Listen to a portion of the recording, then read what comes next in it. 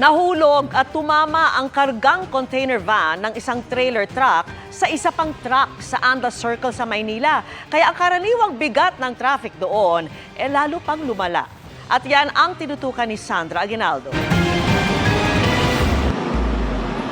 Puno ng parcel ang container van na ito na kalalabas lang mula sa South Harbor bandang alas 12 ng tanghali. Pero hindi pa man nakakalayo, nahulog ang container van mula sa trailer truck na kumakarga nito pagsapit sa Andas Circle sa Maynila.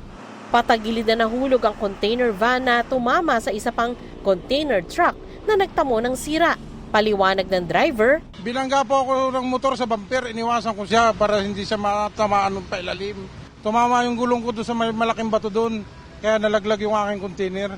iniimbestigahan ng Manila Traffic and Parking Bureau kung bakit natanggal ang container mula sa truck nang umiwas ang driver sa motorsiklo. Hindi po kasi na-lock yung pinaka-pin.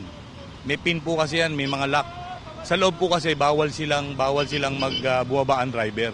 Kaya pagdating sa labas, dito nila nilalak yung pin niya. Pananagutan po ng driver yan, mapapasok po yan sa reckless driving. Natanggal po yung isang lock, ayun po. Bumitaw po yung isang lock na tangay po nung pinakangkuan ng container. Nagpadala ng isang crane truck ang MMDA pero naging pahirapan ang pag-aangat sa container van na hindi bababa sa 24 na tonelada ang bigat. Yun nga lang po, due to technical problem, especially dyan po sa container na yan na meron na pong lamat, so hindi po kakayanin ng isang crane natin. Kaya naman 2 crane truck na ng MMDA ang ginamit. Dahil sa aksidente, ang dati ng traffic na Andas Circle na daanan ng mga truck mula sa North at South Harbor, wala na halos galawan ngayong hapon, lalo na nung pumasok ang rush hour. Medyo malaki po ang traffic na naidulot po nito, especially iba't ibang masasakyan dumadaan.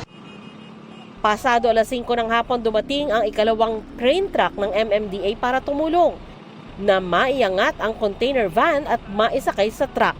5:56 p.m. ganap nang nakaalis ang truck sa lugar. Para sa GMA Integrated News, Sandra Aguinaldo, Nakatutok, 24 Oras.